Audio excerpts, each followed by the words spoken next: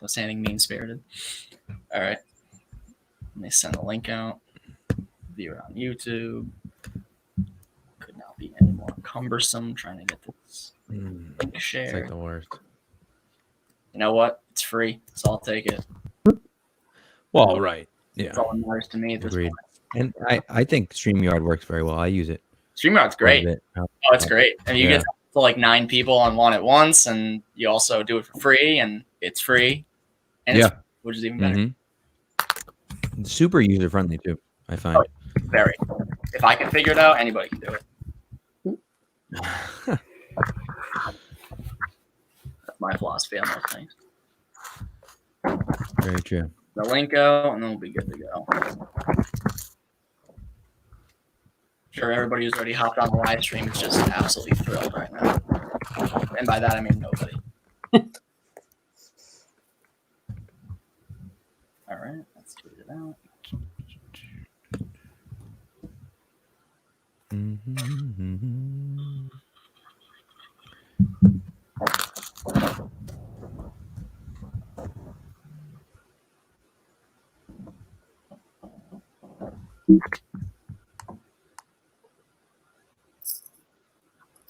Yep.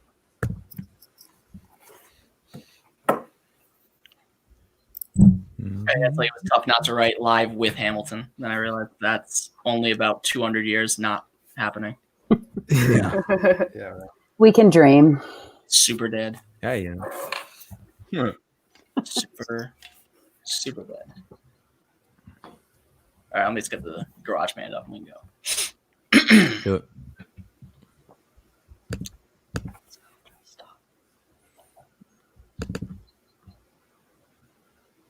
Yeah. So I don't know about you guys, but I'm like I took a ton of notes, so I'm kind of all over the place here. Yeah, me too. Like with what I'm going to talk about and stuff. I'm just like, I was like, oh, I'll pick like 5 actors and then 5 moments, and then I'm like listening to things and watching it again, and I'm like, oh my god, there's like 9 billion things to talk about. I'm I don't know if it's even we possible. can't possibly cover all of it. It's not. No, it's definitely not. I'm just going to do a quick test, so I'm going to ask you all to speak individually. Test 1 2, test 1 2. Pat, Test 1 2 1 2. Emily, Testing. Juliana, Testing. Shannon. Test. You're going to hear me say your names again, but that's just the recording playing back. Test 1 2, test 1 2. Pat, Test 1 2 1 2. Emily, Testing. Juliana, Testing. Shannon. Test. Oh, you all couldn't sound any better. If I imitated your voices myself, you couldn't sound any better. All right, let's do this. 3 2. Welcome in to Crossing State Line, episode 153. And it is one that was probably going to be more suited for episode like 232 when it came out next October. But since Hamilton got pushed up to Disney Plus this July, we're doing it now because I can't be helped. And I was waiting 5 years to see this show. So I'm not talking about it alone. And Dave is definitely not here because he is still on sabbatical since watching Cats. But hopefully he returns to sanity at some point soon. But I am more than ably assisted today by 4 guests. First off, it's Emily LeBlanc joining me from 25 feet away in the bedroom. Emily, what's going on? Not much at all. That's true. Except a lot of Hamilton in this house. Yep. We are also joined by Pat Lane of Pat's Pulpit. Pat, what's good? What's going on? Pretty excited to talk some Hamilton. This is my second appearance in the last 2 weeks on your show talking about Broadway. I mean, if you had, you got that friggin' bingo square, man, like you win. That's not bad. Also back from the Broadway draft last week. But it was a tough showing in the poll for Shannon. Shannon finished in last, unfortunately. But she is back to talk about. Did I win the poll? It was a 3-way tie for first place. Oh, for the love of God. I wasn't even close. It was really sad. It's Actually. I'm okay. kind of surprised at that, Shannon. I know. I guess Yeah, nobody good likes my job. choices. I don't know what the problem Shannon, was. I But think what we learned today is that the base for Crossing State Lines does not like Broadway as much as I do or any of us. So, because that poll got about a third of the votes as the streaming service one did. So, you know what? We'll be fine. We'll be fine. They'll get into Broadway eventually. They'll listen to that podcast last week. They'll say, "Wow, I want to go listen to some of this stuff." And sure enough, we'll be there. We'll be there. Chris Scheim not back for this episode, but who is on this episode? A new guest to Crossing State Lines, adding guests every week to the show. It is Pat's sister-in-law, Juliana Duff. Juliana, how are you? I am doing well. Thank you for having me. And I'd just like to say I provided some coaching for Pat before the draft last week. So I was here in spirit with you last week. I think technically, because of how the percentages worked out, like it didn't declare a winner, but for some reason Pat had 1% more, but it didn't declare him the winner. So I think it was just because of how things rounded up. But if you want to see that victory lap, Pat, I don't know who's going to stop you. If it's a higher percentage, I mean, mathematically, then I won. Like that's math, you know? Fun fact, when this podcast was a lot smaller, Emily, Dave, and I did a draft of Disney songs, and we all tied for first because we all voted for ourselves. So, I can tell you that I listened to the playlists from that draft, and Emily definitely won. Yes, I declared Emily the winner after the fact because all three of you, Matt and Ariana, all said her playlist was the best. So we declared her the winner after the fact and said that the tie was broken. So yeah, she definitely was the winner. So Emily's had some of these polls. So it's she's had a good time on these. So we'll see if that keeps up in future drafts. But anyway, we don't have a second to waste because Hamilton is like 3 hours long and there's so much to talk about in the entire production.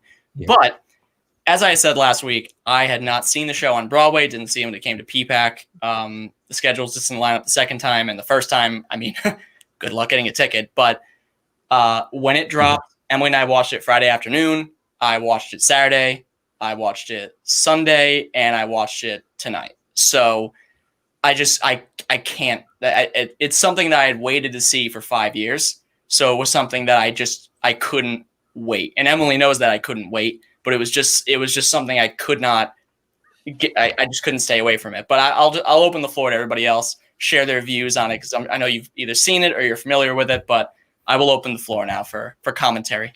I don't really know like what is a good starting point because there's just so many things to talk about. But I'll just quickly mention that I saw Hamilton first on Broadway a couple years ago. None of the original cast, but maybe 3 years ago, and then I saw it again this year once it came to PPAC. So seeing it on Disney Plus was the third time seeing it, but my first time seeing it with the actual original cast. So that was so exciting to be able to see everybody. I was fortunate enough. I've seen it 3 times on Broadway, and I did see it with most of the original cast. Wow. I saw a different King and a couple of different ensemble members, but I did see kind of the main OGs. And it was incredible then. And each time I saw it with totally different casts, it blew me away. And then even though I had seen it with the original cast, to see the filmed version with the same people I had seen in person, what we saw and have seen and continue to watch on our TV is not, it's its own art form. Its own piece of art separate from the stage production. Stunning. Well, I'll be honest. The only 2 songs I listened to before actually watching it was Guns and Ships and Alexander Hamilton. I didn't know much of the soundtrack, and I didn't know much about it. Poor Jake, when we first watched it, I must have questioned him like 20 billion times. So I think now I've only seen it twice, just from Disney Plus, but the more I watch it, the more things click, and now I can't stop listening to the soundtrack. And the more I just play it, I'm just like, I just can't get over the technicalities of it. Like, I'm just amazed at the show. So I kind of came from a background and I didn't know much about it. And I think I even said it to Jake that when we did that Broadway draft, I wouldn't have taken Hamilton because I wasn't like into the whole phase, but now I would take that as number 1. Yeah, I was lucky enough to see it on Broadway as well. I saw it once on Broadway. None of the original cast was there, but yeah, it was unbelievable. And then I saw it again in Boston when it came to Boston, and I've watched it, I mean, countless times on Disney Plus. The kids, my children, I have 3 kids, 9, 7, and 4. I'm sorry, and they just nonstop. It's just on all the time, day and night. Just like that's what they put on. We get in the car, let's put it on the soundtrack. Like that's all they want to watch because the kids have been listening to the soundtrack for like 3 years. 3 or 4 years we've been listening to the soundtrack, and now that they can finally see it, they're like, oh my God, this is amazing. And they can't get enough of it. And so it's really been a special thing around here for us. And again, like I said, Juliana said it perfectly. Like it's a different art form. Like it really is. It's its own piece of art because there are so many things that you can't see when you're at the theater that take place on the stage that you can see in the film. But then there are also things that take place when you're at the theater that you can't see in the film. Right. And that's just the way it is. I mean, there's nothing you could do about that. But like, sometimes when they're super, I think about the satisfied moment when, when things are going back, in time and the turntable is turning, you can't accurately see what's going on. I mean, something's happening, but you can't see what's happening in that moment in the movie. Whereas when you're in the theater, you can see it and it's like blows you away. Like it's one of those moments that like, and there's a million moments in Hamilton that like take your breath away, and people talk about like will say that a lot, but like that moment it happened, and I was like, oh my God, like what the hell's going on right now? Like because I had obviously heard the music, but I didn't know any of the choreography, and to see that live for the first time, it like completely blew me away. Yeah, and I think Emily can tell you, Shannon could probably tell you, when the soundtrack first dropped, when the OBC soundtrack first dropped, whatever it was, 4 or 5 years ago, it like soundtracked my entire summer. Every drive to URI was the Hamilton. Every run was the Hamilton. I would, as I was running, I would play a different role every time. Like I'd be like, hey, maybe I want to be Jefferson today. No, maybe I'll be Burr. I'm feeling different. Let's be Burr this time. Maybe I'll be Washington. That would be a lot of fun. But when you listen to the soundtrack and you hadn't seen the show like me, it was fun to kind of paint a picture in my head of what I thought it would look like when I'll like Right Hand Man. I distinctly remember driving down Route 4 in South County in Rhode Island, listening to Right Hand Man for the first time and thinking like, how on earth did they put this together? Like this must be mesmerizing. And sure enough, it was a great performance, but it was just, it utterly and completely consumed my life for like maybe close to a year, quite honestly. And the fact that, I only lived a short distance at that time from the Gaspee, where the Gaspee happened in Rhode Island. And that's, as far as we're concerned here in Rhode Island, and that's the opening shots of the Revolution was at the Gaspee because it was, but it's an enormous sense of kind of pride having Hamilton and them talk about the Revolution and the birthplace of America and all that stuff. It's just really cool. And whether you're from here or Massachusetts, either one, it's something that you can kind of get attached to. So it was a lot of years of waiting to finally watch it. And yes, I know there's a lot of stuff I can't see that I'd have to be on, at Broadway or to see it at PPAC or something like that to really understand it. But it was just an amazing experience overall. It was awesome. Not to kind of talk about all negative things right in the beginning, but I do agree with what Pat was saying. I feel like a lot of the novelty of the turntable was kind of lost in the filming of it, especially towards the very end. One of the end scenes with Burr and Hamilton, the choreography with the bullet, I feel like a lot of that was just lost. You didn't see, I don't think it was really showcased that like there was the one ensemble member who was the bullet, and as the scene progressed, she was slowly getting closer to Hamilton. I feel like that was kind of a piece that was lost in that sense of just camera angles and that type of thing. But other than that, I don't have many complaints about how it was shot and how it was kind of put together in order to showcase everything. I'm sorry, go ahead. I was going to say, I completely agree. And I almost feel like, and not to be spoiled and be asking for more, we just got the thing, but I almost want to see two versions of it. I just want to back it up and see the whole stage. And I also want all of those close-ups. You can't have it both ways. There was a particular ensemble moment that the actor Thane Jasperson does that I love in 10 Dual Commandments. It's just a gesture with his hands that I was waiting for. And then they cut away and they showed somebody else at that moment. And I was like, that's my Thane moment that I love. And that's gone. but it was replaced with a beautiful close up of someone else. But the editing, you have to pick and choose, and I would love to see what's on the cutting room floor, because they can make 10 more versions, 100 more versions probably. They could, and Pat, I'm sure you'll know at least what I'm talking about when they do like the 15 different angles of the national championship game. Like they could do something like that for Hamilton, like do one of just the top, like 100%. That wide.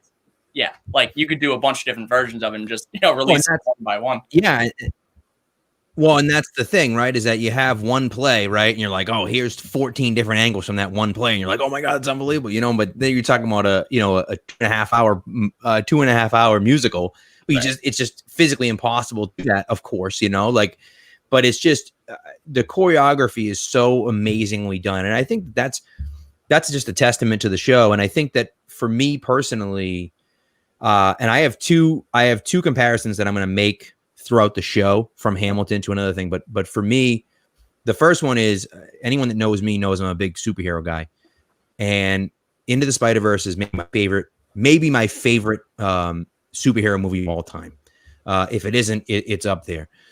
But what I love about the Spider-Verse is that the first time you watch it, you're blown away and you're like, oh my God, this is amazing. But every single time you watch it, there are things that you missed.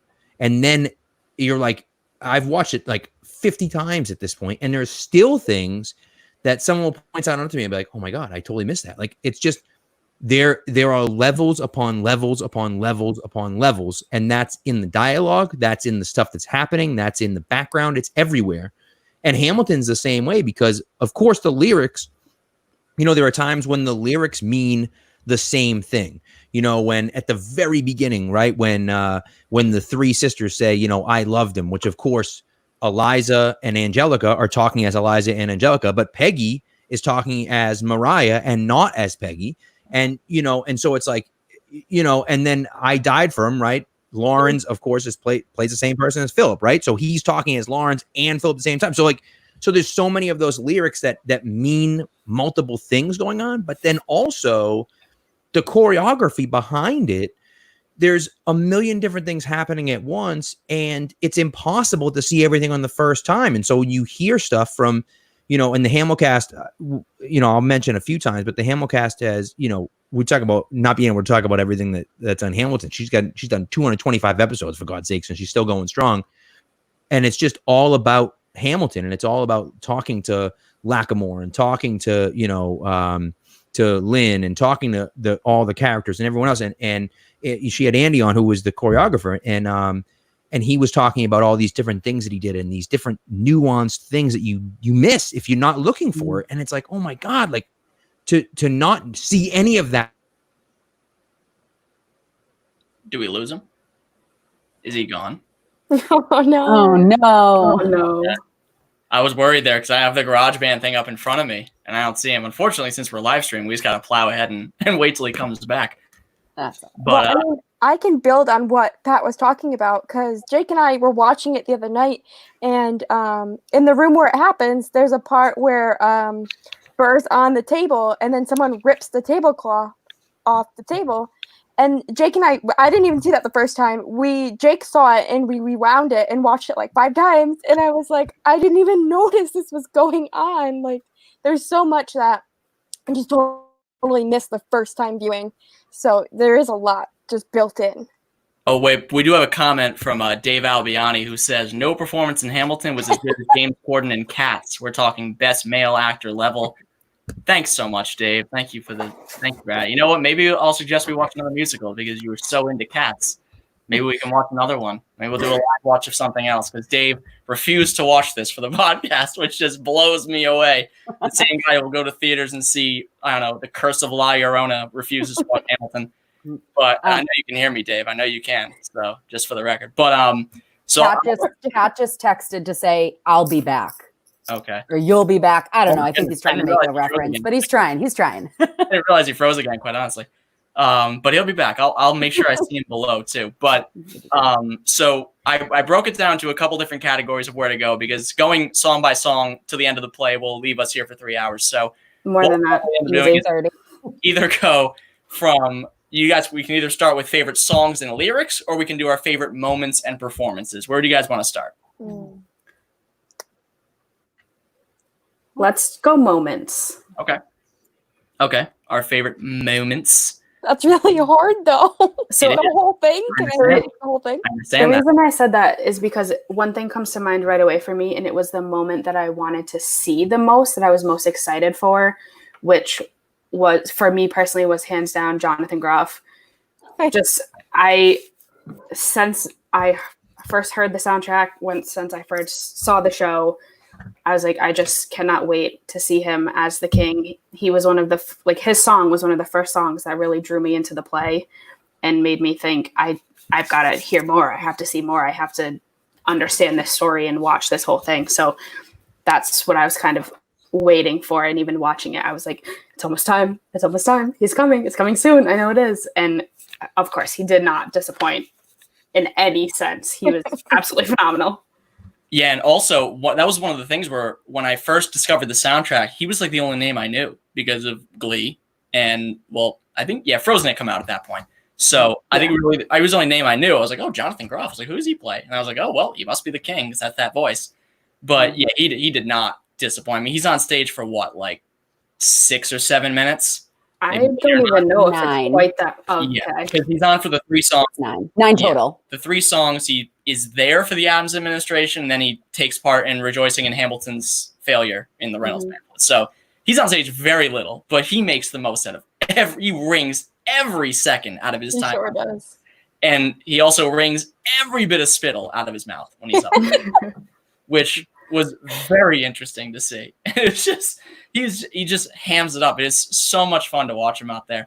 But I guess that's actually a good point to start with, Shannon. What we were looking forward to the most in seeing this version, I would say I was most looking for, because I had already seen Yorktown because they performed it at the Tonys, and that's like my favorite song from the show. So I was like, all right, well, I've seen how they kind of do that. So I think The Room Where It Happens is probably what I was looking forward to the most. Jake, let Pat back into the room where it's happening right now. Right, Pat? Yeah, Sorry. he's dying to get in. Pat's back, everybody. Hey, here I am in a new room. Location change. And Pat, just because you missed it while you were gone, we're breaking down some of our favorite moments from the show. So I was just talking about what we were looking forward to the most in seeing the film version of Hamilton. And I was saying I think it's probably The Room Where It Happens. Okay. I think just because it's such a grand song. I mean, there are a lot of grand songs on the soundtrack, but I would say The Room Where It Happens. Yeah. I'd heard a lot about Satisfied. Helpless is one of my favorite songs from the show. And like I said, Yorktown was up there, but I'd kind of already seen that performed at the Tonys, so I knew sort of what they did. But yeah, so it's I'd have to go with those. Nice. Love it. Can it be were people What was it? No, go ahead. I didn't know if someone else was going next. It's open floor. I was looking forward to Nonstop. It's one of my, I mean, it changes every day, but very often it tends to be my favorite song. And really just the chaotic moment towards the end of Nonstop when you don't even know what lyrics are being said because everyone is talking at once. And it reminds me a lot of 96,000 from In the Heights. It's just, it kind of has that frenzy. But I was waiting for that because everyone's on there and everyone, it's frantic. And the whole show is so jam packed, but I almost feel like he's trying to jam everything in to that one number. All of the energy. Ooh, I almost just fell off my chair. So excited. So that was one that I was really anxious to see. That song, like by right, shouldn't even work. Like every single song from the first act is in that song. Like how the hell does that work? It's crazy. And then like Julie said at the end, like they're singing everything. Like everyone's singing everything at the same time. And there's a million things going on. And you're like, what the hell's happening?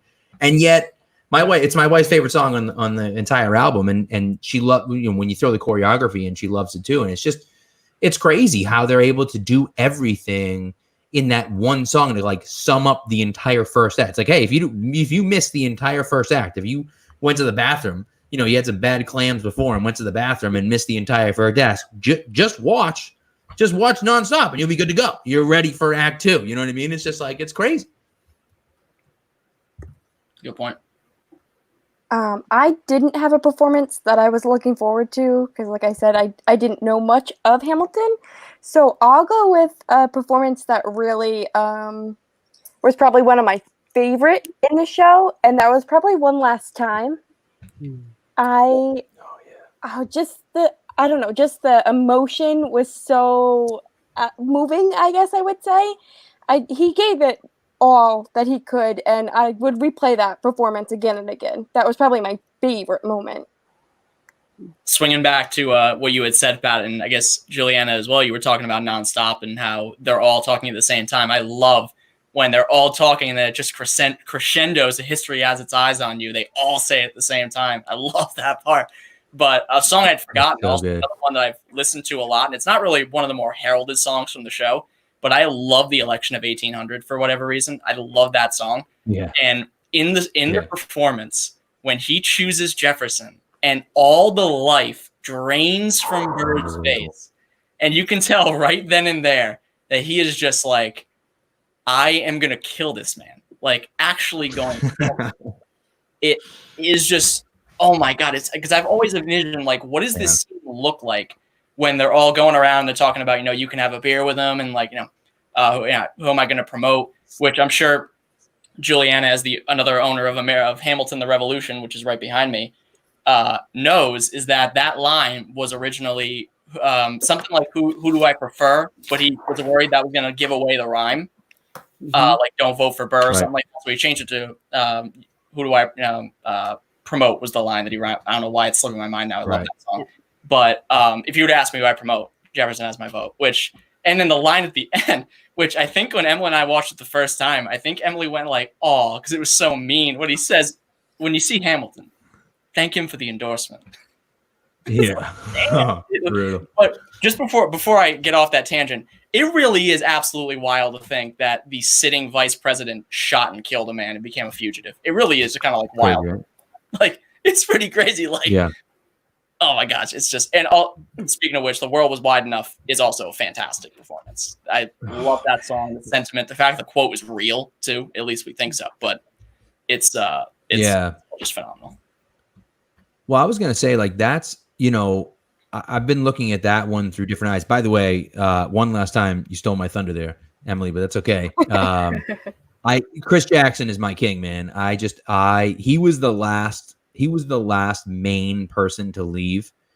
And I saw it. I don't remember the exact date I saw it, but he left like a month or two after I went, before I went, I'm sorry. And like, we bought the tickets like a year in advance. So like, I'm just sitting there like, oh, maybe he'll still be there. Maybe he'll still be there. And then of course he left and I was like, damn it. Like he's the only person I wanted to see. I didn't care about anyone else. Like he is my guy. He is my favorite of the entire show. And so like, just to see him do that was amazing. And he was just great throughout the whole thing. But The World Was Wide Enough is so good. And one of the things that's really kind of changed my perspective on it is, when you've talked to different people about it, that she's playing the bullet, right? It's Ariana DeVos, right? Is playing the bullet. She is not playing the bullet. She's not the bullet. What she's doing is slowing the bullet down to give Hamilton more time to get to, which for me, because I didn't realize that, I just thought, well, they can't show the bullet. So they're showing, they're kind of showing, but like, for me to show that was so amazing. And the fact that, she slowed it down the first time when he's writing in George's journal to kind of show that, that writing for Washington saved him in the war. Right. And then the second time she's slowing it down and he needs more time, right. To get to the end of that song where not that song, but the end of his life, when he realizes that Eliza is the only thing that really mattered in the end. And, then the entire ensemble gets there and is working with her to try to slow the bullet down as much as they can before it gets to her and before it gets to him. I'm sorry. And so like, just that moment where I'm seeing it, I saw it through different eyes because I had in between when I saw it on stage last time and when I saw it in the play, in the film, I had learned that piece. Right. And I was like, oh my God. So now I'm watching it with a different eye because of course, like, you see it differently when you know the actual intent behind it. So it was that one I was excited to watch. Yeah, no, I mean, there really wasn't a performance that I wasn't like, oh, you know what? I really don't feel like watching this. I mean, they're all just, and even songs that I don't feel a particularly strong attachment to, like Hurricane, for example, like that performance was incredible. And, I like the Reynolds pamphlet, but the performance was just great. I mean, it was one of the more intentionally hilarious songs that they did, because they're all just reveling in his despair. But my daughter's favorite song. Is it really the Reynolds pamphlet? She just loves it. She just loves the way like they're talking about it and like all these random things, and she just loves it. She just thinks it's hysterical. So my favorite, I mean, I think Juliana said it perfectly. My favorite song changes by the week, the month, depending on what time I'm listening to. I think when it first dropped, Yorktown was definitively my favorite song. I could not get enough of it. And then I still, if you ask me, Nonstop was my favorite for a while. Wait For It or The Room Where It Happens might be my favorite now. Wait For It's my favorite now. It's like stuck in my head. Wait For It was my favorite for literally for months. The first several months, I couldn't get it out of my head.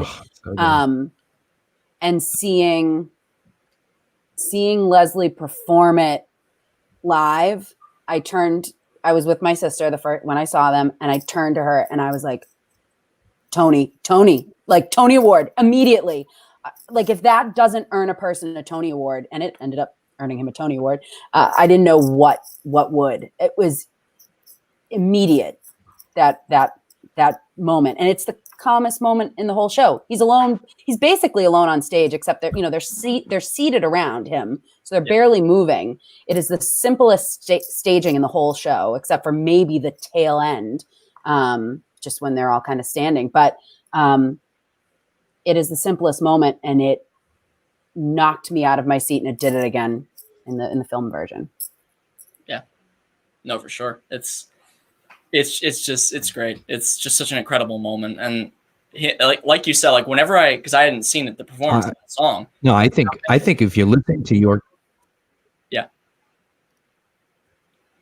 be freezing. Yeah. No, sorry. I was just gonna say if you're listening to Yorktown, I feel like you have to listen to Guns and Chips through Yorktown. Like to me, that's one song. Like I know the whole song, the whole show is really one song, right? It's one story. But like to me, Guns and Chips through Yorktown is really like one. I was like, well, if I'm gonna listen to Yorktown, which is a great song, I have to start with Guns. I can't not start with Guns and Chips. I have to start there, and then I'll listen to those three songs, and boom, there you go. And then so. That's kind of the way I looked at it, was like, I have to listen to these three because that's the way it goes, And it's not a slight to the song at all, but I mean, History Has Its Eyes on You is a real downer in between two real get you going songs. And History Has Its Eyes on You is really self-reflecting and really depressing to listen to, because it's just Washington saying, sure is. I'm aware of my legacy. Like, here's your command. But like, it's like, I led my men straight into a massacre is like the opening line of the song. And it's like, wow, this is heavy shit. But I guess kind of staying in the same vein of who your favorite performances were actor-wise. And I have a pretty set list of 4, a Mount Rushmore, so to speak. But I would say my 4 are Chris Jackson as Washington, Renee Elise Goldsberry as Angelica, not a doubt, Leslie Odom Jr. as Burr, and then I gotta say Dobby Diggs. I mean, he's been my favorite character in the show forever. I mean, it's not as radical a change as Hercules Mulligan to James Madison, but the Lafayette to Jefferson, literally letting him kind of let his hair loose and just like kind of go crazier than being just Lafayette. Like, they're just the two coolest characters. They're the comic relief for the most part too, except for the king. And I absolutely love Dobby Diggs in this show. So I'd say those 4 are pretty. I mean, the first 3 are pretty serious, defined roles. And like I said on Twitter about Jackson, you needed somebody stoic, somebody powerful to play that role. And he really was the perfect fit for it. Right. You look at him and you're like, that guy is George Washington. Like, I believe it.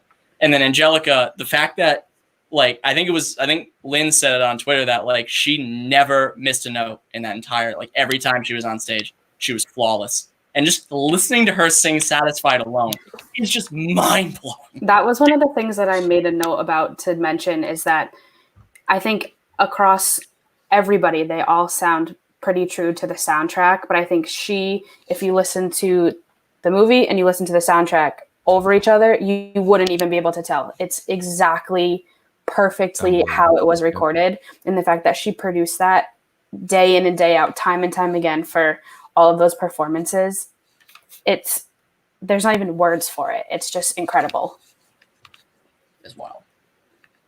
And that song, I think that song stands on its own. Like that was the first song out of the album that I played for my sister. We were in the car going, so who the hell knows where we're going? We're going somewhere.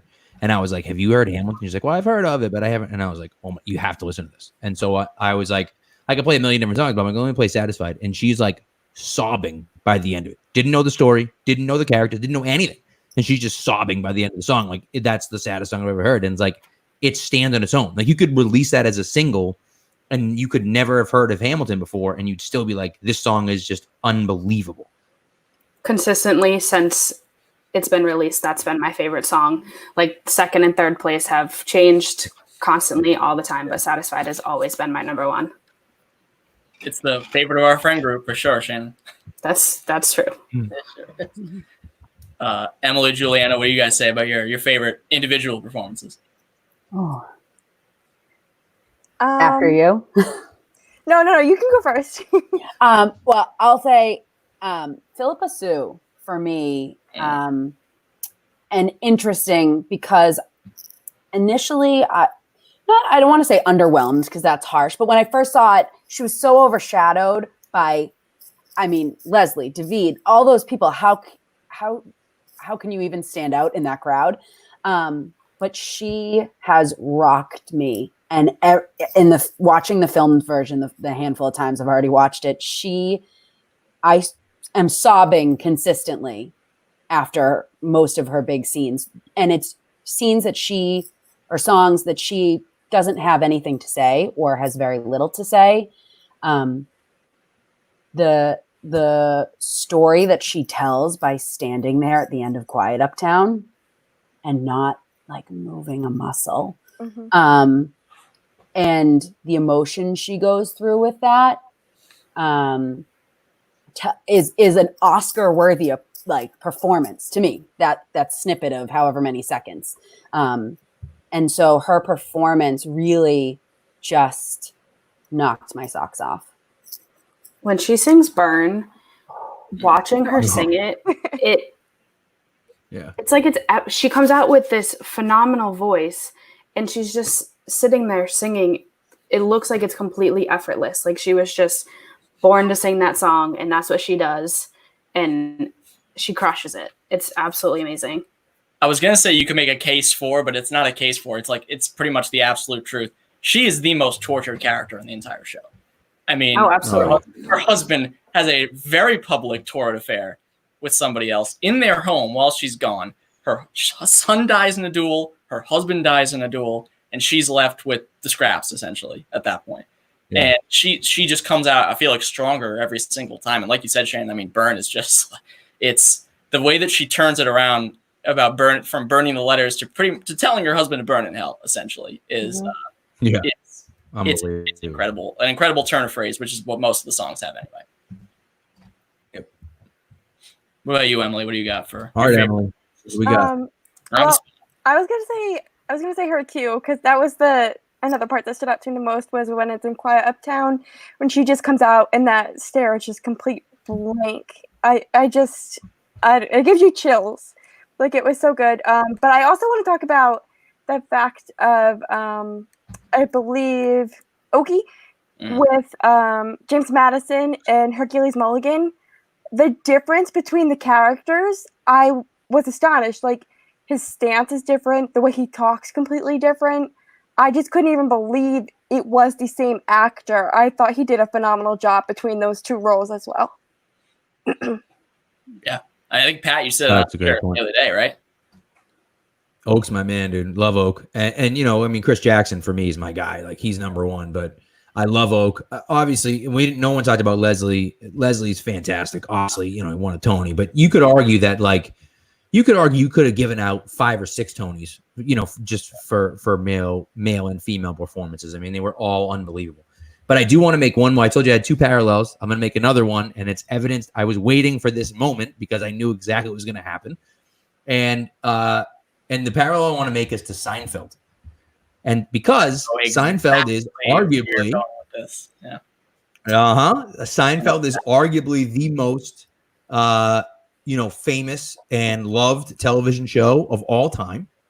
And if you were to rank the characters 1 through 4, the main characters 1 through 4, there is a little bit of argument about the top 3, and there is no argument about the bottom one, and that is Jerry Seinfeld. He is the bottom character every single time. And it's the same thing here. Now, Lynn does a great job. Lynn is fantastic as Hamilton, but he is the least likable. There appears to be some sort of dog scuffle outside the window. Hey, man, he agrees. The dogs agree. They're like, hey, this is what the hell he's talking about. I have never heard something like that before. I'm sorry to interrupt your metaphor, but apparently that was quite all right. So, but Hamilton is the least likable. He is, you could argue that he is the worst singer out of the group. Again, doesn't mean he's a bad singer. Just means he's the worst singer out of the group. And so, but the show doesn't work without him. Obviously, it's freaking called Hamilton, for God's sakes, and the show is about him. But the greatness of the show is not the greatness of Hamilton. It is the greatness of the people around Hamilton that make the show great. And very similar to Seinfeld, which, again, most popular TV show of all time, probably. But, the main character, the character that the show is named after, is the weakest character on the show. And I just think that parallel I thought about the other day when we were thinking about this, and I was like, yeah, that's like a perfect match. It's like exactly the same thing as Seinfeld. So I just thought it was interesting.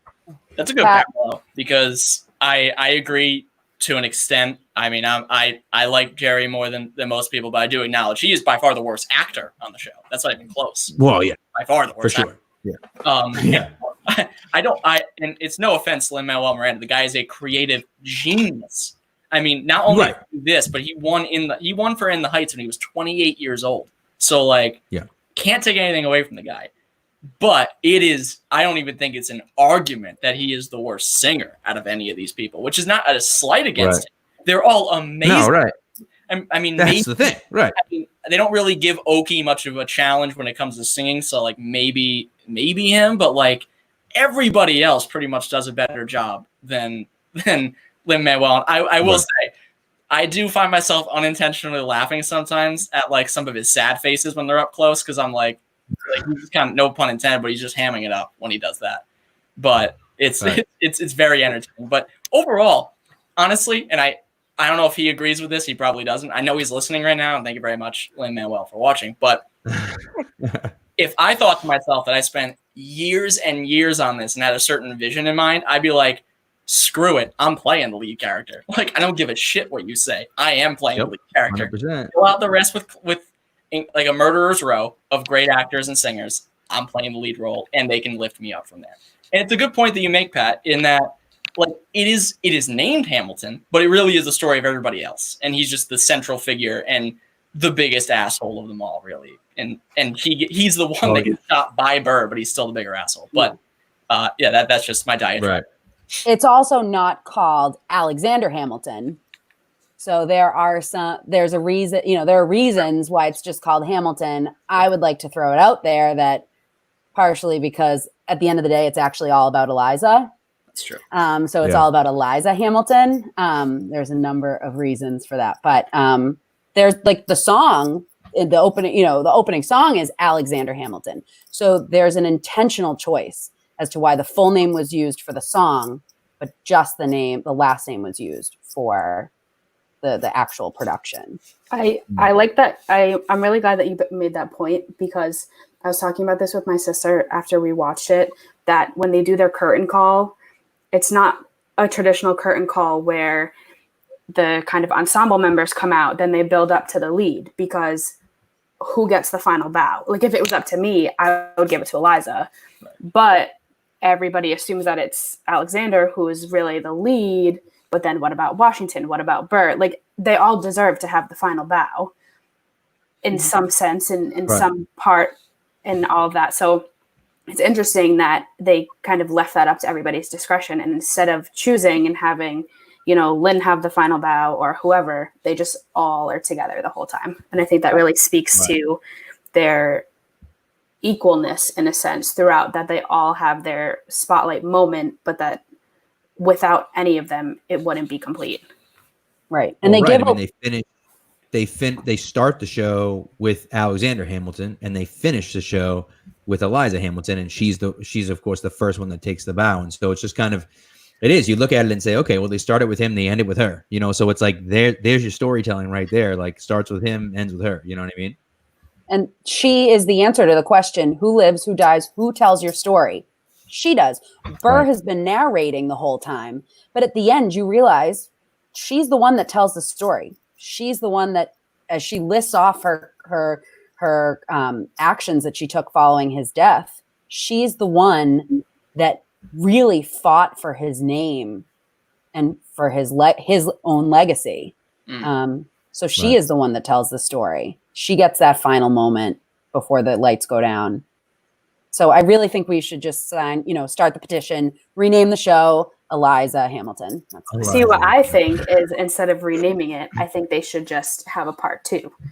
After Alexander's gone, then we tell Eliza's story, the next 50 years of everything that she accomplished that, for the most part, nobody knows about. Like, that minute and a half, 2 minutes, however long it is that she sings at the end. But before you saw Hamilton, I personally knew absolutely nothing about her accomplishments and her accolades and everything that she did. Right. So if we could have a part 2 that told her story, for me, that would just be the greatest thing. Not to mention, she doesn't just tell his story; she tells Washington's story, and she is just such a dynamic force and the linchpin of the story, essentially. And she doesn't have as much stage time. I feel she hasn't. I mean, she has a couple of songs in the second act, mainly.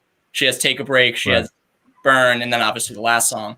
And we really don't see a whole lot of her character, but she is the most integral part of the story. I would love to see a part 2 and see what else she did, because pretty much everybody else is alive at this point. I think Washington's also dead, but pretty much Washington and Hamilton are dead, and then everybody else is alive. Burr's on the run. Jefferson is still alive. Madison hasn't even been president yet at that point.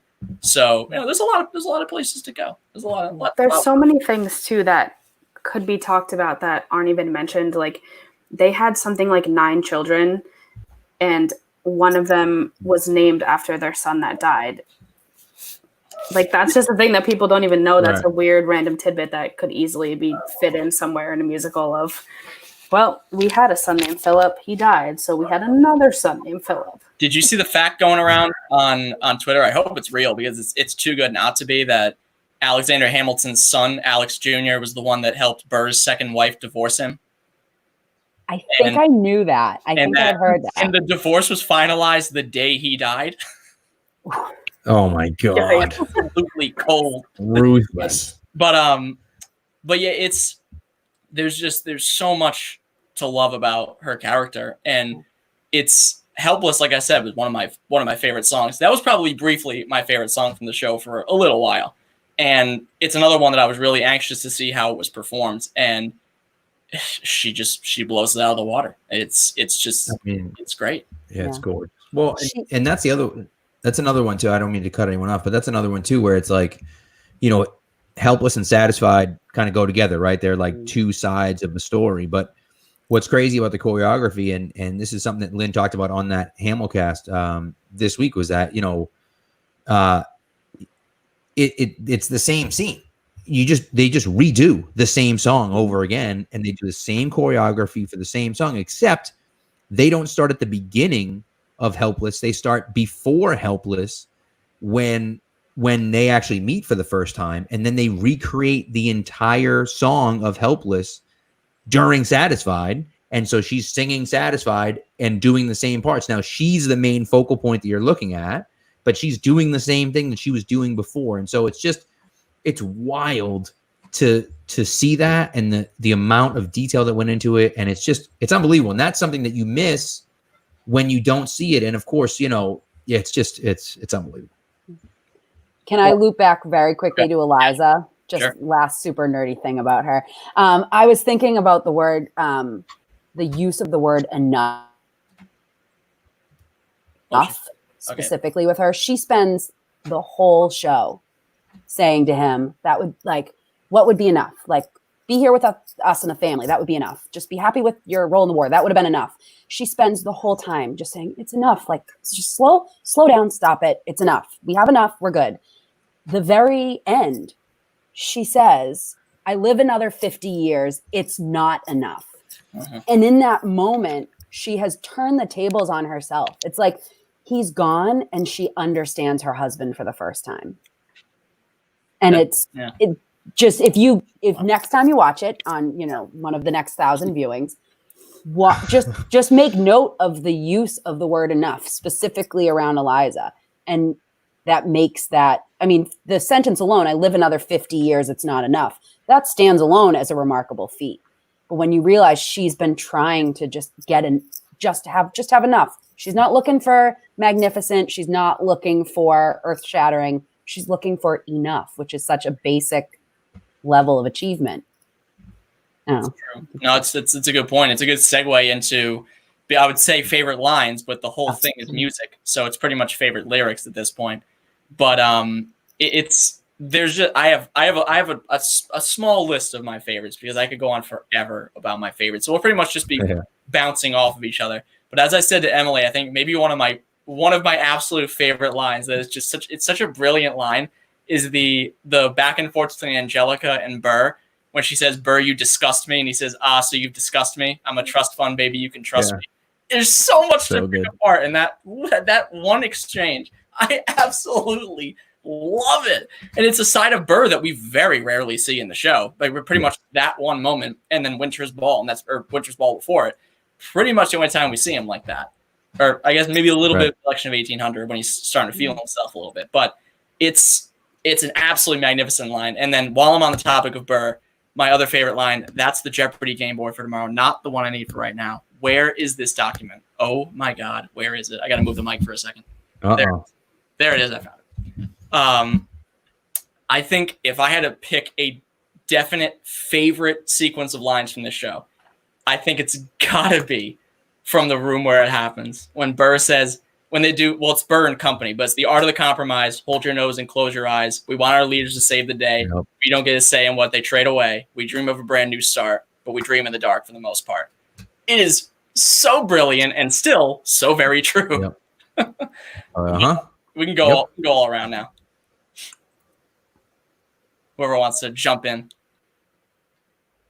This isn't a quote or a line from a song, but I think you brought up an interesting part about Burr and his line about, I'm a trust fund baby, you can trust me. I feel like even though that persona per se isn't showcased throughout the show, I think that mentality is where Burr, he just thinks that everything should be handed to him because of who his family is, and how dare Hamilton come from nothing and get all of this attention and get all of this notoriety when he's Aaron Burr and all of his relatives did all of these things in the past. So even though that kind of arrogance, in a sense, isn't portrayed throughout, I think that same attitude of, well, I'm a trust fund baby, so I should just get what I want, is kind of his mantra throughout. Yeah. Not to mention, the thing I love about that line is there's two ways to look at it, where he's saying, I'm a trust fund baby, and then I'm a trust fund, baby. Like, I myself am a trust fund. You can trust me. Like, I'll obviously have your life. But yeah, that's a good point, Shane. He does have that same persona, even if he doesn't showcase it the same way.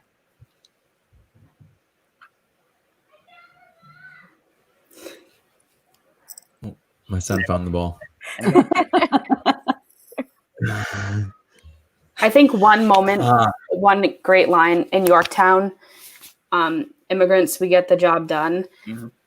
I just feel like there should be some kind of pause or some kind of something. Like, of course, the audience is going to cheer. Everybody loves that moment. But they just kind of roll through it and continue on. And I feel like I don't know.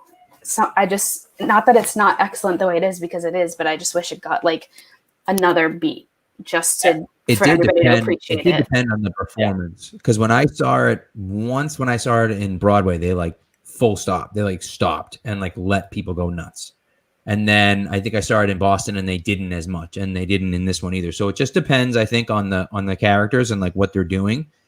and sometimes they would pause and sometimes they wouldn't, I think. But you're right. I mean, people, it's a great line. It really is a great line. And but yeah, I can see where you're going with that though. No, and as Juliana may know from the Hamilton Revolution book, Lin-Manuel does write that they doubled the amount of time that they don't speak so they could be more applause. Then it was just too long. So they were like, you know what, we're just going to cut it back to what it was and just roll right through it. And I get that it's not ideal, but it's just kind of what they have to do. But that is probably one of the most iconic lines from the show, without a doubt. I think it's probably why they chose to do Yorktown at the Tonys, is that line. Mm-hmm. Yeah. And it was written how many years ago, put up on stage how many years ago, and means even more in 2020 than it has, as it was being written. So. Yeah. I don't have a particular line in general, but I just think all of the cabinet battles are just amazing. Every lyric from those just kind of shocked me each time. And I said this to Pat the other day when we were talking about prepping for this show. I think probably one of the best lines and one of the most prescient lines that still applies to everything, politics, real, like normal life, everything, is, but they don't have a plan, they just hate mine. That is probably one of the most, everybody's had that before, where it's like people they don't have a response for you, but they just hate what you have to say. It's sometimes how arguments go. Yep. Sure. So anybody? I would say, so for me, like there's a few, I was going to say the Burr one, but there's a moment for me that I love, which is in Nonstop when Angelica tells him that she's getting married, and of course he's like so jealous, which is just hysterical that like he's married to his sister, for God's sake. But either way, and he's like jealous, and she leaves him, and he's just standing there, but the turntable is turning, and Philippa then starts singing to him and is now singing to him with her back to him, and she's spinning towards him, and then boom, she's there in front of him, and they start holding hands, and it's just like that moment is so unbelievable, and it's better. It's just better away, like it's a better moment away from the stage. It just is like you just can't capture that without seeing the whole stage and seeing the way it's done. It's amazing. That moment to me is unbelievable. It's my wife's moment in the entire show. But another one for me is when him and Washington are going at it. Meet me inside, and they're going at it, and Hamilton's like, "Call me son one more time." He gets in his face, man, and it's just like it's so good because like Hamilton, he has that thing, and Lynn talked about it a million times. So Hamilton's like very childish. He's like he wants what he wants. And this whole time, he can't appreciate what he has with Washington because he just wants to be a leader. He just wants to fight and die for his country. That's all he wants to do. And Washington won't allow him to do it. And he's just so pissed about it. And he's like, well, this wouldn't have happened if you had let me do this. So like, stop calling me son and stop treating me like your son. And it's like, it's such a father-son relationship though. And so for him to just get up in his face and yell at him, like, stop calling me son, it's a fantastic moment. And I love that moment. That's my smoke alarm. Here or somewhere else, Emily? That's my smoke alarm going. We got it. Stop. So I guess it's not here.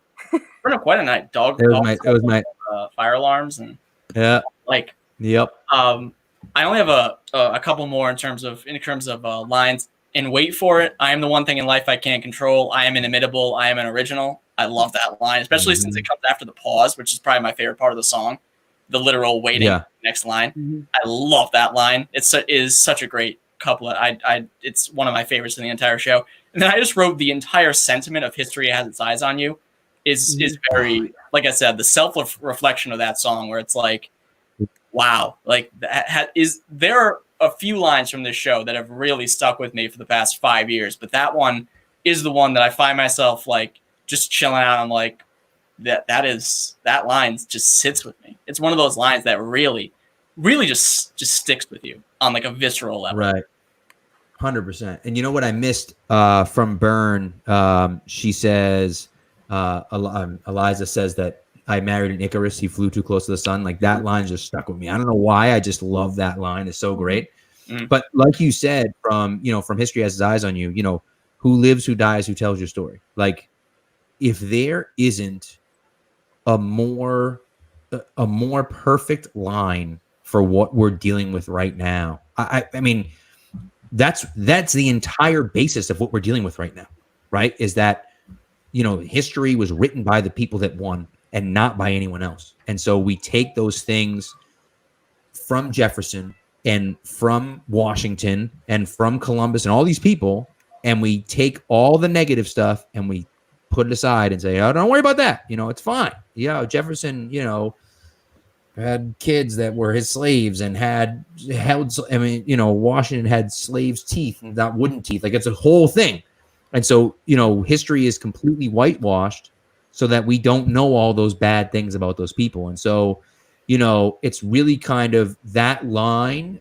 And I assume that that's why he wrote that line, right? But like, it just means so much the more we start talking and having these hard conversations. Like, yeah, like, okay, but you may remember history differently, but the only reason you remember history differently is because people told you something else happened, And so it's really a poignant line, and something that I think, obviously has, goes throughout the show a lot, but like, it's really, really important right now when we're thinking about, this country's history.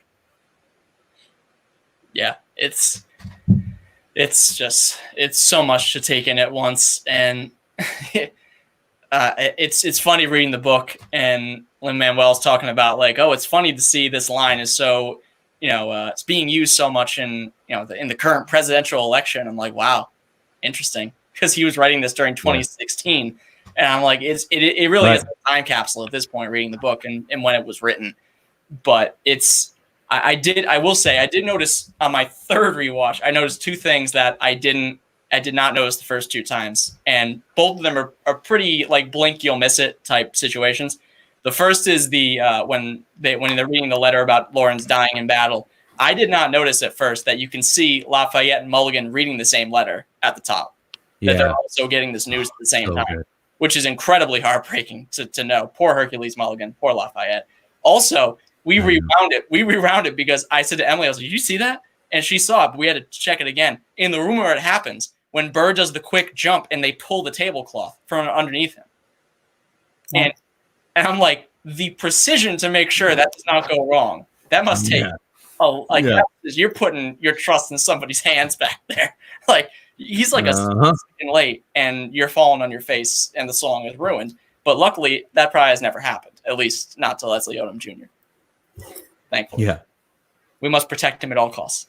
Yes. Yeah, no kidding. So I wrote down from that very Hamilton, the Revolution book, and feel free to interrupt me with any thoughts you have. I just wrote down some notes as I was reading through it, some of my favorite things that Lin-Manuel wrote down, and I'm sure this will be. Wait, Jake, before. Yeah.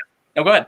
Before you start that, just because you were on the film, I just thought there were a few things about the film that I just thought. First of all, the first cut was in 2016, which is crazy to think about. That the first cut was 4 years ago. Crazy. And and he just kind of kept going back to it. And he said, like, Tommy, did Fosse Verdon, he did a bunch of different things, and he became more, he tried more things. The more directing he did, he got more adventurous and tried different things. And it's really kind of unbelievable to kind of see where it's gone. But there's so many great shots. The shot of Washington right at the beginning of Right Hand Man, when Washington walks out and is facing the back of the stage, and then you get the camera angle of his face as he's like right before he turns around. It's like but that's I think that's the best shot in the entire film. It's just amazing. And then like right at the end, and there's a few moments right at the end. But right at the end, when Eliza is singing her final song, right before she mentions Hamilton, there's a close-up of her face, and you can see Hamilton in the background. We can't see him on stage yet because he's behind everyone, but you can see him in the shot right before he walks on stage, and he's blurry, but you can tell that it's him. And similarly, right after Burr shoots Hamilton, everyone kind of comes out on stage, and there's a close-up of Burr's face, and Hamilton is walking up the stairs in the back, and there's a close-up of Burr's face, and the only other people in the frame are Eliza Angelica, and then from the back of the stage on the stairs, stopped and looking at him, is Hamilton. And it's just like this amazing shot. And he literally says like 2 more lines, and then everyone else disappears off stage, and it's just him on stage by himself. But it's just this like unbelievable shot of, you know, of everyone kind of in that moment that had so much to lose at that time. And it's a fantastic shot.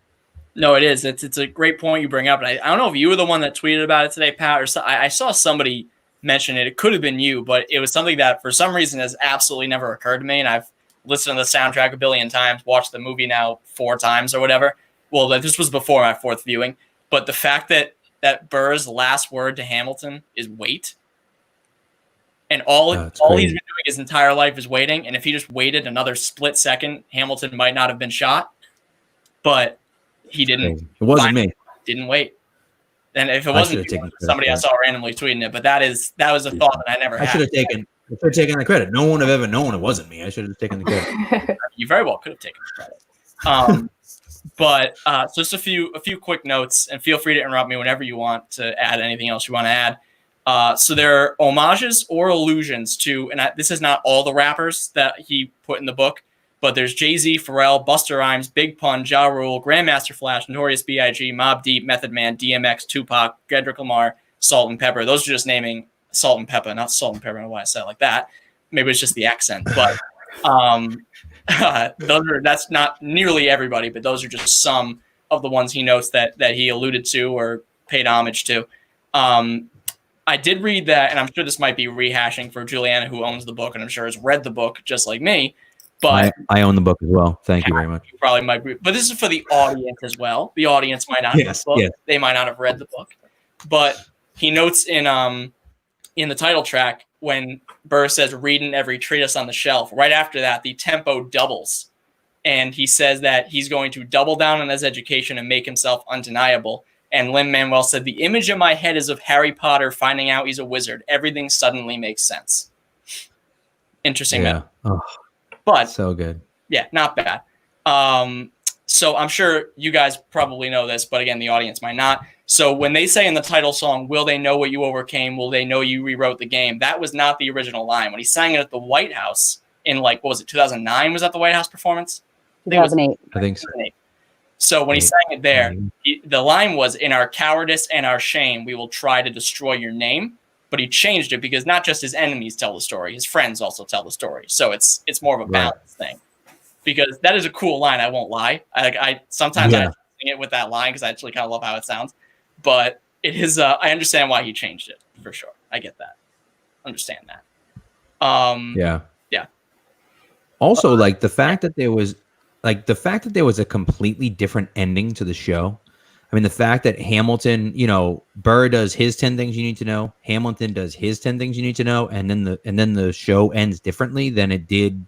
I mean, clearly he dies, but the show ends differently than it does.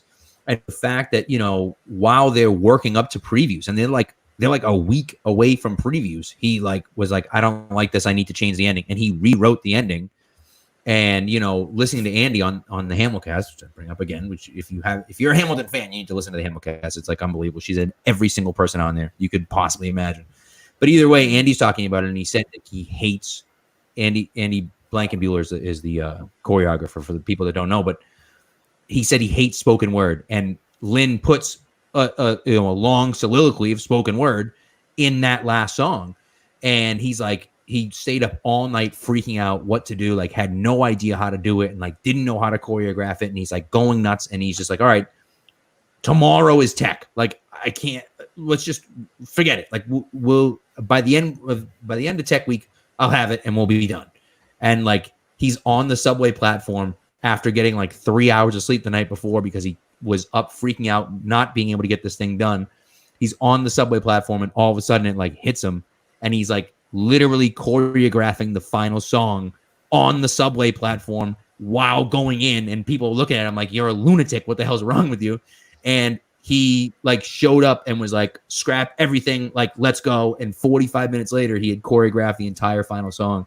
And it was just it was unbelievable. It's just one of those things where it's the level of genius. Like you don't appreciate the level of genius that some of these people have until you hear stories like that, where he's like, oh yeah, I was standing on the subway platform and all of a sudden, like, boom, it came to me. And I just it was done. I was like, what the hell? Like, how the hell did he do that? And just the fact that it was so up against it is just, it's crazy. So here's a question. I'll go around the table here, around the Hamilton Brain Trust, and I'll ask each of you individually. So let's start with Juliana, our new guest. If you could perform one of these songs with the original cast on Broadway, you are that person. Your voice is perfect. It modulates that tone you need to be. What is the one song you would choose to perform?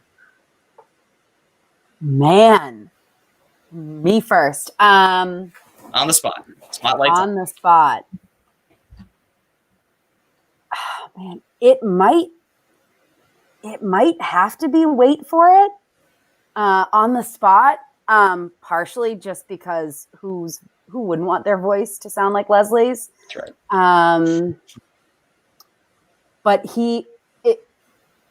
I don't know, the surround, the power being in the center of that stage.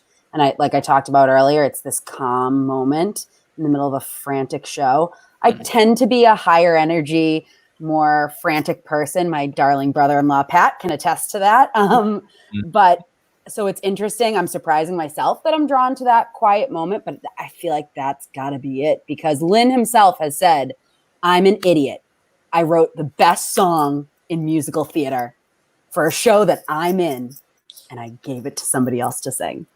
But then he's like, also Leslie singing it, so it's fine. But he said that. I remember watching the interview with him, and he's like, I'm an idiot for giving that song away. So I got to go with that one. How about you, Shannon? So I've had a lot of thoughts running through my brain in the past 2 minutes since you asked that question.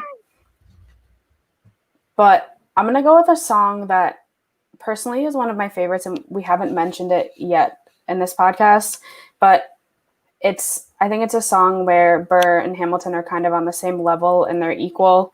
And I don't know which part, I don't know whether I would want to be Burr or whether I would be Hamilton, but the song is Dear Theodosia. Oh yeah, that's right. And I think that's just a great song where, they're each singing about their kid, but they're equal and they're not caring about what's happening in the war, what's happening in politics, what's happening with their jobs, what's happening with anything else. It's just that they want to create a good life for their kids. And I just think it's a really great song that is very different from the rest, but still very important to the story. Before I move to Pat and then Emily, I would like to point out, Shannon, since you said Dear Theodosia, a song we haven't mentioned yet, I find it funny that we are now almost an hour and 15 minutes into this podcast and almost to wrapping up, and we have not once said anything about My Shot, which is probably the most iconic song of the show. And we haven't said a word about it. Not a breath has been wasted on My Shot. It's a great song, but I feel like it might go back to what Pat said about it's a Hamilton-centric song. So it kind of, it might just take away a little bit because it's so focused on him. But anyway, watch Pat or Emily will say My Shot. But Pat, it's what say you? So before I go, I'm just gonna say, Shannon, like that song. So my son was born in 2016. Now I have two daughters as well, but my son was born in May of 2016, and so knowing that I was gonna have a son when I first heard the song Hamilton, when I first heard the cast recording of Hamilton, we knew we were having a boy. And of course, when I had two girls and I knew that this was our last kid, we weren't having more than three. And for it to be a boy, obviously it was emotional for me.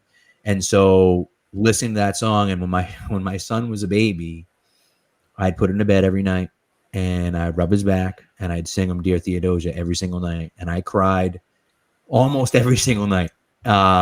Just singing that, singing Lin's verse was just so, it was amazing. And so, they have a bedtime playlist that we put on Alexa, and it's still on it. And I still, every single time I hear that song, I'm back in my son's bedroom and he's, 3 months old and I'm rubbing his back, singing him Dear Theodosia. And that it's just, and that's the ability of, and it's not just Hamilton, of course, a ton of shows have the ability to do that, but the ability to be so personal for you, where that song isn't about the show for me. That song is about me and my kids, and so that's it's just that one's personal for me. That's a Pat, really you failed to mention that Johnny, who is the son that he's talking about, actually was at the Richard Rogers Theater. My sister was 8 months pregnant with him when we saw it together. And so he technically saw the original cast in utero and started dancing during What Did I Miss? My sister grabbed my hand and he was doing somersaults. I'm sorry to hijack that, but that was a cool moment. And he's a lucky guy, that little guy. To Pat's credit, he did mention that in the Broadway draft. Oh, sorry. He did share that story last week. I lived it. I experienced it, so. That's true. So, Pat, what is your song? There's so many good ones. I mean, like, it's hard not to choose One Last Time, but the problem is that I wouldn't put myself in there because it's Chris Jackson, so I can't do that. Like, so that's out. I would probably pick What Did I Miss? Oh, no. Because that song is sorry, Emily.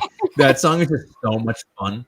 And like it's just so like and David, and to your point, you were saying David's one of your favorites, Jake, and I think he's like everyone's favorite, but like he just has so much fun on stage. He's always laughing, he's always smiling, whether he's playing Lafayette or Jefferson, he always has a smile on his face. He's always laughing. It's always like there's some sort of inside joke going on. Even if he's being a dick, which, by the way, Jefferson is quite a bit, it's like he's having fun with it. He might be making fun of you. It might be at your expense, but he's still laughing and he's having fun all the time. And so for me, there's a few on there. My shot was up there and I almost took yours, Jake, but I decided not to because I already know what yours is going to be. And so I decided not to take yours. Well, we all know what's going to be, Jake. Come on. Like, I actually don't. Okay, either way. Well, let's go to Yorktown because it's not Yorktown. That's what I was thinking. That's what I was thinking. So that's a tease. That might have been my. You know what the thing is that Yorktown. I probably then I will reselect Emily. I'm sorry, I stole your thunder, Emily. I apologize. I will reselect Yorktown only because everyone's in that one and everyone has such a vital role in that, and there's so much cool choreography that goes into it, and there's so like the entire cast is in it, so it's not just like this person dominates or that person dominates or this, like the whole cast has a vital role in that number. And so like I don't have to pick I could like play a different person every time, you know what I mean? Like that'd be my pick. All right, Emily, are you taking What Did I Miss? You choose another one. I mean, if What Did I Miss is open, I'll take that one. But if I can't, I'm gonna go with What Comes Next. Oh, there you go. You gonna play the king? I'm gonna play the king. Yes. I gotta say, I do love in What Did I Miss when he says "I'm so blue" and the color changes in the light. That's pretty nice. Yeah. He stomps his foot. And it's a short time, so I don't want to be on stage long. So I'll take that. I'll take that one. That's fair. No, that's fair. I didn't think of that because you're sweating. And I wrote on Twitter today, I felt so bad for Oki because he has that beanie on and he has the colonial garb and he's doing the whole thing for one shot and he's dancing around. I'm like, that dude must have been drenched at the end of that song. Yep. Like, must have been just drenched. But so I am going to say I do like Yorktown. It's one of my favorite songs. I do love Wait For It, but I don't want to steal anybody else's thunder. So I am going to take another Burr showcase, and that's going to be The Room Where It Happens. I think that is such a fantastic song. I love how he kind of busts out of his shell about like a minute or so left when he starts dancing around and realizing, you know what? I'm just going to play the game, talk the talk, walk the walk. I'm going to do what I need to get to be in the room where it happens. And I just love there are two songs in this show where, I mean, I'm always captivated by pretty much everything in this show, but two where I'm just fixated on the screen every second. Satisfied is one of them, and The Room Where It Happens is the other, because Leslie Odom Jr. delivers such an incredible performance in that song, and the tonal change between the beginning and the end of it for him, it's remarkable. And I love, my favorite sequence from it is when he just runs around in a circle and goes to the table, and he's like, I don't know how he keeps his coordination when he does that, because he's like at a 45-degree angle. And I'm like, the guy, I don't know how he doesn't fall over when he runs like that, but he just like twists around in a circle, goes to the table. And what's amazing too is the ovation he gets at the end of it. It's one of the longest ovations anybody gets at the end of any song on the show. and it's well deserved. So I got to go with The Room Where It Happens. It's just an incredible performance. Incredible. So before we wrap up, we'll go around, do closing thoughts. So we can go in the same order. So Juliana, closing thoughts. Well, first of all, just thank you for having me. This was a blast. And I'm going to just use this moment to give a shout out to two folks that we didn't talk a ton about tonight, and that is Jasmine Cephas Jones as Peggy McGuire. I mean, say no to this. Come on. And then the other one is her real life fiance, Anthony Ramos. They met and fell in love doing the show as John Lawrence and Philip Hamilton, who we talked about a little bit. But those two, and take a peek at them during Helpless Satisfied, knowing that they were falling in love when this was filmed, like in real life. It's kind of cute because they have a moment in the background. But that's my closing thought, is give them some love because they're both amazing. Before we move to Shannon, two quick notes about two quick things. First of all, can we all agree that James Reynolds had the best wardrobe in the show? That cute little cowboy outfit. It was just adorable. It was like he was dressing up as Woody for Halloween. Yes. And secondly, I think one of my favorite moments you obviously can't hear on the soundtrack because it's what you see and there's no vocals to it. I love that Hercules Mulligan is the flower boy at the wedding. So good. It's one of my favorite moments because it's just so the whole sequence is great. Yeah. Because he gives them the first two give those nasty, dirty looks to John Lawrence, and it's great. It's so good. They give them to Lawrence and Lafayette, and they were saying they must have been something different every night, but they give them a look like, what the hell's wrong with you? And they both go the other way. Like, no, this isn't happening. Okay. Oh, it's great. Before we go to Shane, also Juliana, anything you want to promote? Anything you want to plug? Well, if it wasn't COVID times, I would say, and when it opens back up, when it's safe to do so, come see me at Improv Asylum in Boston. I'm in their Monday night house teams show. And it might be a while before we get to see that, but hopefully soon sometime. Emily, we'll have to go up there at some point. We love improv. Yeah. Awesome. Thanks. So Shannon, closing thought. I just want to take a quick second to give a little bit of love to 10 Dual Commandments. That's my sister's favorite song in the whole show. And I don't know, we might not have mentioned it at all, or if we did, it was very brief. But I think that's so much information is portrayed in that song, but in such a fun way. So I love that. Opposite of that, I think one of my least favorite moments is when Philip sings towards the beginning of Take a Break. I don't know. I just feel like his random little rap birthday thing takes away from the whole message of the song. I get it. Alexander, take a break. It's your kid's birthday. Listen to his song. But Anthony Ramos in that, I don't know. That's just one of my least favorite moments of the show. So a random tidbit of, I don't know, thought. But Shannon, if he didn't do that, then would Blow Us All Away be that devastating? I don't know. When he raps, he does the same thing. It's like, oh my God, this poor kid. He does the same thing. Yeah, with his mom. It's definitely full circle. It's just, I don't know.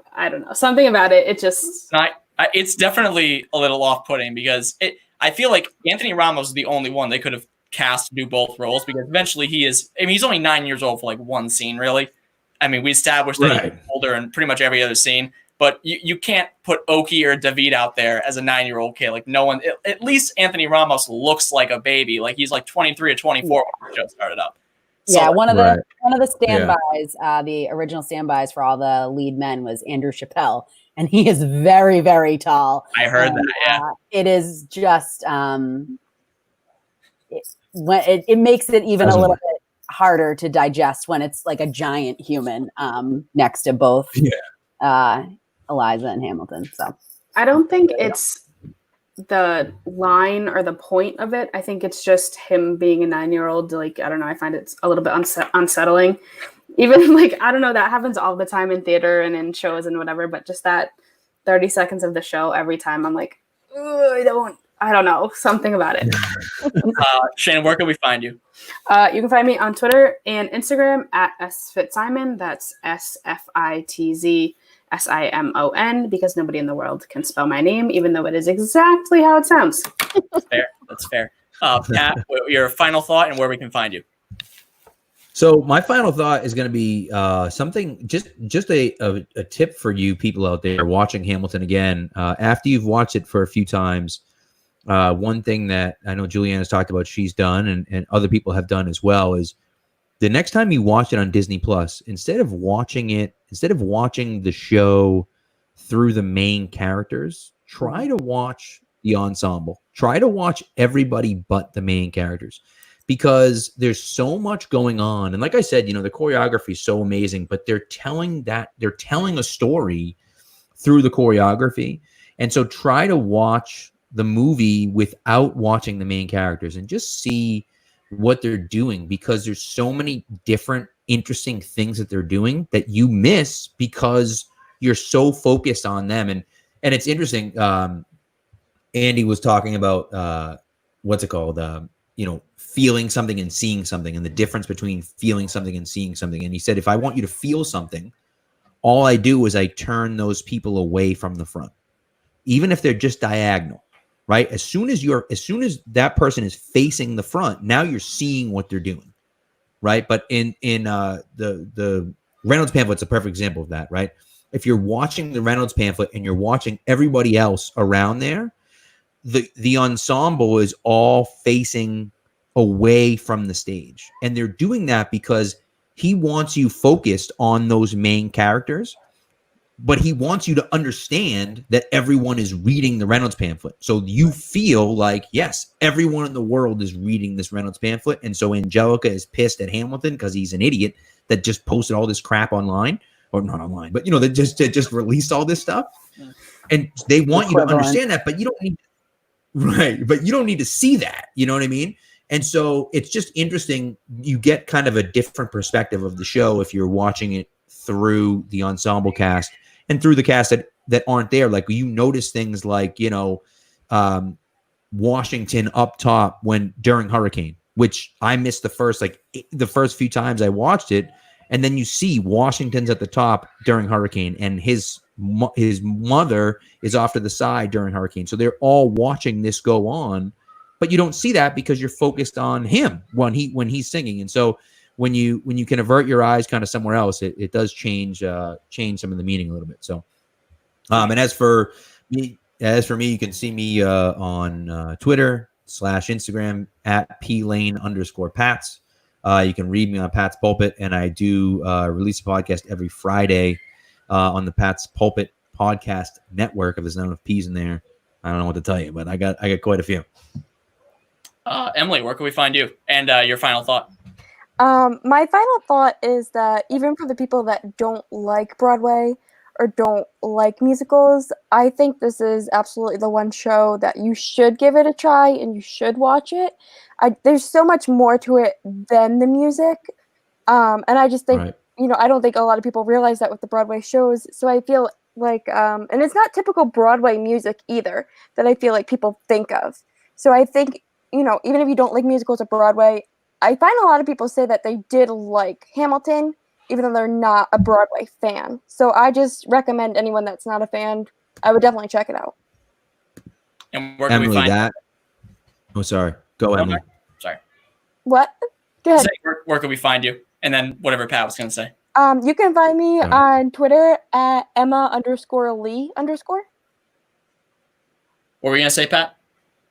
I was just going to say that's such a great point, because so many people are watching Hamilton for the first time, and there's so many people that are watching Hamilton before they've ever even heard the music of Hamilton. This is the first time they're ingesting anything of Hamilton. And so, but as we've shown here, right, in an hour and a half, we haven't even covered, we could talk for hours and hours and hours and hours and still not cover everything. And so it's just such a deep dive. And so for people like Jake, who had never seen it before he saw it on Disney Plus, but had listened to it a million times, it's a different experience for him than it would be for someone who's just seeing it, had never seen it, had never heard it, and is just watching it for the first time. And so even if you watch it for the first time and you're like, yeah, that was good, but like, yeah, okay, go back and watch it again. Listen, try to listen again. Try to watch for different things, because there's so much there that you miss the first time. It's like a rap album. If you listen to a hip hop album the first time through, you hear it, you're like, okay, that's good. I like this beat and I like that beat. but you don't really truly process the lyrics until you go through it a few times, and that's what Hamilton really is. And then my final thought, because I really gotta wrap up. But my final thought is a couple of songs I want to shout out that we somehow did not get to because we feel like we got to absolutely everything. But I think my favorite King George song, I do love You'll Be Back, but I think I Know Him might be my favorite King George song just because of his line at the end when he says, President John Adams, good luck. I love it, and that he hangs around for the Adams administration. I like the Jesus Christ, this will be fun part. Oh, yeah. That's me He's too. so good. He's so good. But shout out, I Know Him. It's probably my favorite King George song. But anyway, thank you so much to Juliana, to Shannon, to Emily, to Pat. You can find me at Jacob_Morocco, the podcast, SCSL podcast. We have our sports. I think it's Pop Culture Jeopardy. We have that tomorrow. By the time you're hearing this, it'll be today. So check that out. We'll be live streaming that. And then next week, very excited. Josh Gondelman's coming on the podcast. Very excited for him to come on. That'll be a great episode. But stay in touch, stay tuned, and we will see you guys then. Let me just end the broadcast, and you'll all be good to go.